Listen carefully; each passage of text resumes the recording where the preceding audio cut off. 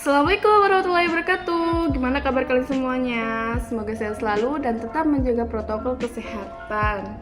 Dalam kesempatan ini, saya ingin membuat video mengenai mata kuliah saya, yaitu Bahasa dan Sastra SDMI kelas rendah, untuk memenuhi tugas dari dosen pengampu Ibu Verly Montana, SPD MPD MM.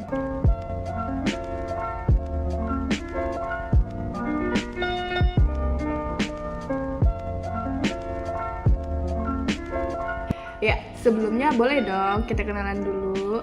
Ya, kenalin, nama aku Siti Fatimah. Saya mahasiswi dari Institut Agama Islam Yasni Muara Bunga Prodi PGNI.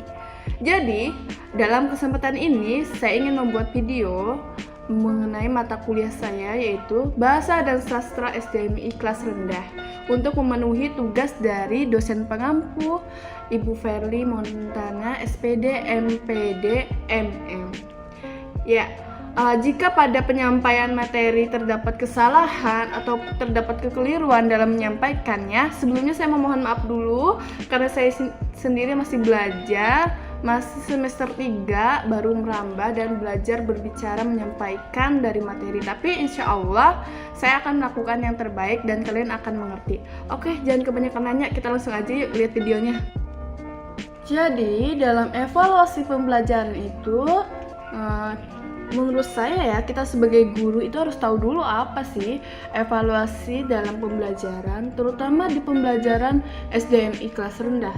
Jadi dalam artian evaluasi itu adalah menilai sebuah hasil dari proses pembelajaran, menilai dari pencapaian yang siswa pada saat pembelajaran. Tetapi evaluasi pembelajaran itu tidak hanya tentang penilaian hasil belajarnya saja. Evaluasi itu juga tentang penilaian proses dalam sebuah pembelajarannya. Ya, setelah kita mengetahui apa itu evaluasi dalam sebuah pembelajaran, tentu kita akan masuk ke pembahasan intinya mengenai evaluasi pembelajaran SDMI di kelas rendah ya. Jadi, sebelum kita menentukan sebuah evaluasi yang harus diterapkan di dalam pembelajaran SDMI kelas rendah, tentunya kita harus tahu dulu bagaimana, apa saja sih pencapaian tujuan yang harus tercapai sebuah tujuan itu dalam sebuah kurikulum. Jadi kita harus tahu dulu kurikulumnya, kita baca-baca dulu, kita simak dulu dan kita pahami. Setelah kita membaca, menyimak dan memahami, baru kita bisa menentukan sebuah evaluasi yang cocok dan diterapkan di dalam kelas pembelajaran SDMI kelas rendah. Setelah kita mengetahui semua, kita jadi tahu nih kira-kira yang cocok untuk penerapan evaluasi pembelajaran di kelas rendah itu apa saja. Oke, baiklah. Jadi berdasarkan uraian yang saya berikan tadi, evaluasi tidak hanya mengukur hasil belajar siswa saja ya, yang dijelaskan saya tadi kan, tapi prosesnya juga harus dievaluasi. Untuk selanjutnya, setelah kita mengetahui dari pengertian evaluasi, lalu bagaimana cara kita menerapkan sebuah evaluasi pembelajaran di kelas rendah, selanjutnya seperti awal-awal yang saya sampaikan, bahwa proses evaluasi itu dibagi menjadi dua kategori, diantaranya evaluasi melalui tes dan evaluasi melalui non-tes. Untuk kali ini saya ingin menjelaskan tentang evaluasi melalui tes yang diterapkan di SDMI, tentunya khususnya di kelas rendah, yaitu tentang proses menyimak. Ini melalui tes ya, evaluasi melalui tes menyimak bertujuan untuk menilai kemampuan siswa dalam memahami isi makna. Di antaranya sebagai berikut: bisa melalui simak ulang, lalu bisa melengkapi itu biasanya kita membuat ada buku tersendiri yang dibagikan kepada siswa, lalu siswa untuk diminta untuk melengkapinya. Lalu melengkapi sebuah teks yang kosong misalnya, itu bisa juga. Lalu bisa melalui tes menyimak menjawab pertanyaan dari Wancanalisa. Jadi seorang pengajar atau seorang pendidik itu memberikan sebuah pertanyaan kepada seorang siswa melalui pertanyaan lisan. Setelah kita mengetahui tes menyimak, lalu ada juga tes berbicara. Nah, tes berbicara yang dimaksud untuk mengukur kemampuan menyampaikan ide, pikiran, atau perasaan ketika berkomunikasi dengan orang lain. Bagi kelas-kelas awal, keterampilan yang diujikan tentu aja masih ya, tes berbicara itu sangat penting untuk kelas-kelas rendah ataupun kelas-kelas awal. Oleh karena itu pula, tes yang dapat digunakan untuk keperluan tersebut diantaranya seperti ucap ulang yang ringan-ringan saja ya. Untuk kelas rendah itu misalnya pengucapan ulang kembali, terus uraian lisan, bisa menguraikan sebuah lisan dalam sebuah tulisan itu juga bisa. Terus membuat atau menjawab pertanyaan dari sebuah wacana. Kita sederhana saja membuat sebuah wacana lalu siswa menjawab atau bisa membuatnya. Bercakapan atau percakapan itu juga bisa membantu. Lalu diskusi. Nah, di mana diskusi ini tentu diskusinya dengan sangat sederhana ya. Kita menentukan kelas mana yang sedang kita diberi tugas atau maksudnya diberi pembelajaran. Tentu ini kan kelas rendah, jadi diskusinya diskusi yang sederhana, misalnya seperti apa gitu yang kira-kiranya tidak membuat siswa itu merasa terbebani sekali karena masih kelas rendah ya. Jadi diskusi itu penting, tapi tidak harus yang terlalu berat, dibikin sederhana saja. Lalu ada memberikan atau mendeskripsikan, ini juga penting untuk tes berbicaranya. Setelah itu mereka cerita gambar. Nah, itu juga sangat penting dalam sebuah tes berbicara. Lalu setelah tes berbicara, selanjutnya ada tes membaca. Tes membaca di kelas awal dimaksud untuk menilai kemampuan siswa kemampuan siswa untuk mengenal, merangkai huruf dan membacanya menjadi sesuatu yang lebih menjadi sesuatu yang bermakna serta memahami maksudnya. Untuk peran tersebut, tes yang sesuai dengan kelas awal diantaranya sebagai berikut ya.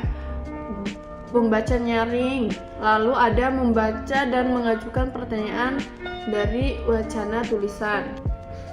Lalu yaitu tentang mengisi wacana rumpang. Jadi untuk kemampuan menulis siswa, tes menulis siswa bisa dengan mengisi wacana atau rupa. Itu bisa diterapkan di dalam pembelajaran sastra dan bahasa kelas rendah. Setelah kita tes membaca, lalu kita melakukan tes menulis. Jadi dalam penerapan tes menulis di dalam kelas rendah itu bisa dilakukan dengan cara menyalin kalimat atau wacana pendek. Misalnya menyusun kata-kata atau kalimat acak menjadi kalimat yang wacana. Kata-katanya sangat sederhana. Sesederhana mungkin kita buat agar siswa itu merasa tidak terbebani dan merasa senang dalam pembelajarannya itu. Jadi seorang pendidik atau seorang guru itu harus peka terhadap sebuah lingkungan ataupun kondisi dalam sebuah kelasnya. Lalu membuat cerita.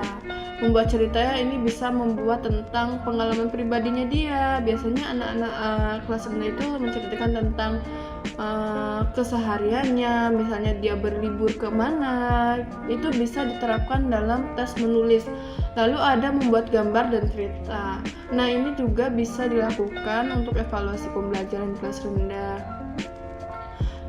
Lalu merangkum karangan juga. Karangan tentu yang karangan tidak terlalu sulit ya dipahami siswa, karena ini kan masih kelas rendah, jadi karangannya karangan yang ya bisa dipahami lah oleh siswa, dan siswa senang gitu melakukan pekerjaannya itu. Lalu setelah bisa juga tes menulis itu dengan menyusun karang sederhana, bisa juga memperbaiki karangan.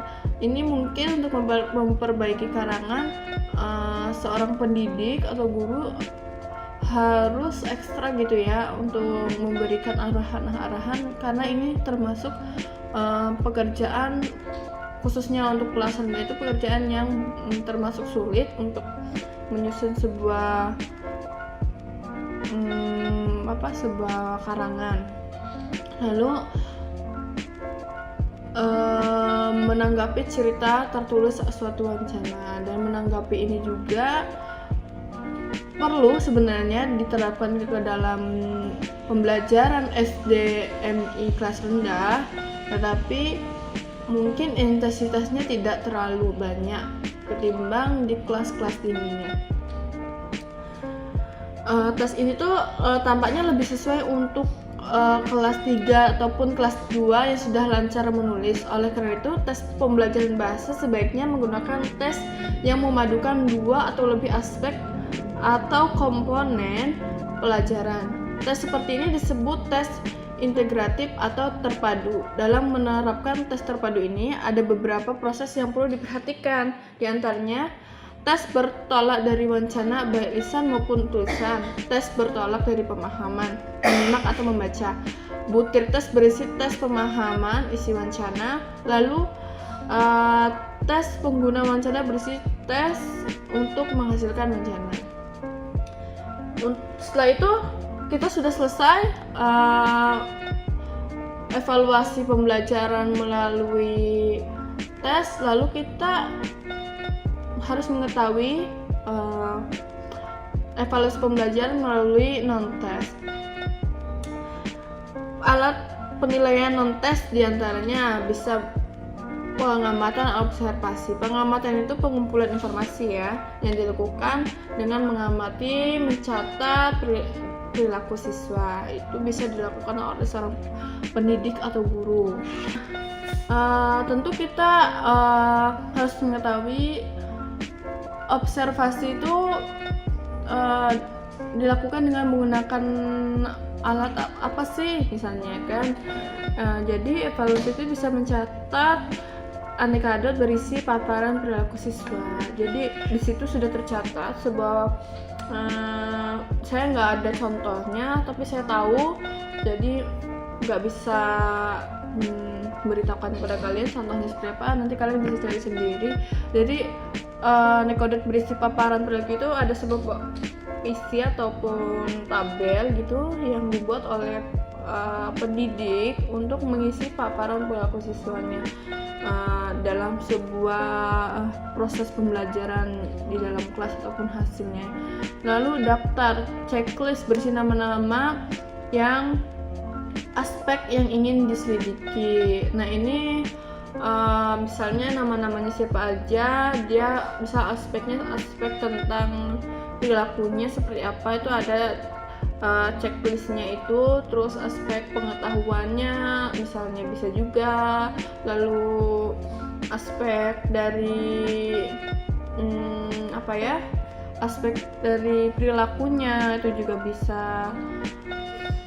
Lalu ada konferensi atau wawancara. Konferensi atau wawancara itu yaitu pengumpulan informasi yang dilakukan dengan mengajukan sejumlah pertanyaan yang tersusun secara sistematis pada siswa secara individual dan mencatatnya. Jadi evaluasi non-tes itu bisa dengan mengajukan sejumlah pertanyaan yang tersusun secara sistematis dan kepada siswa secara individual. Lalu seorang pendidik mencatat tugasnya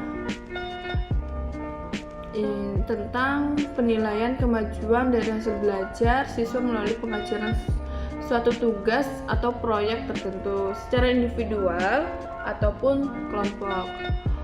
Portofolio artinya kumpulan hasil pekerjaan. Jadi dalam non-tes ini seorang pendidik punya portofolio, di mana portofolio itu kumpulan dari hasil-hasil pekerjaan.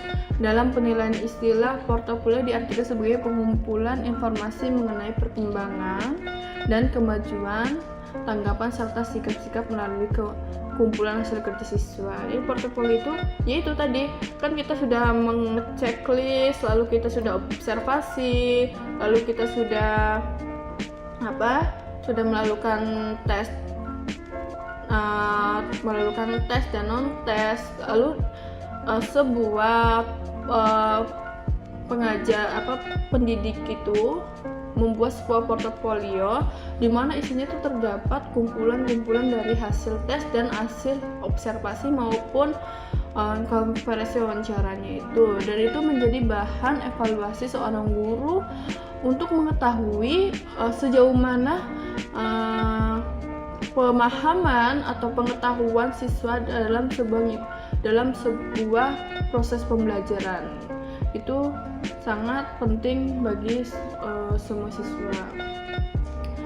Oke, teman-teman semua dan semuanya yang menonton video ini, sekali lagi saya mohon maaf jika terdapat kekeliruan atau kesalahan dalam penyampaian video ini.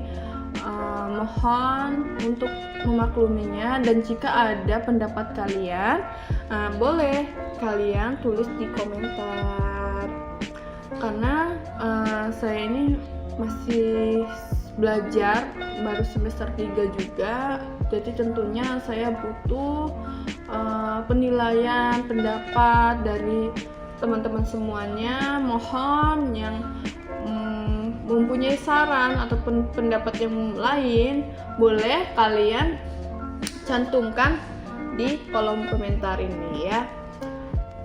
Cukup sekian pemaparan video pembelajaran dari saya, semoga bisa bermanfaat untuk kita semuanya, dan tetap menjaga kesehatan, patuhi protokol kesehatan dengan menerapkan 3M, memakai masker, mencuci tangan, menjaga jarak. Tambahan M1 lagi, yaitu makanan yang bergizi ya.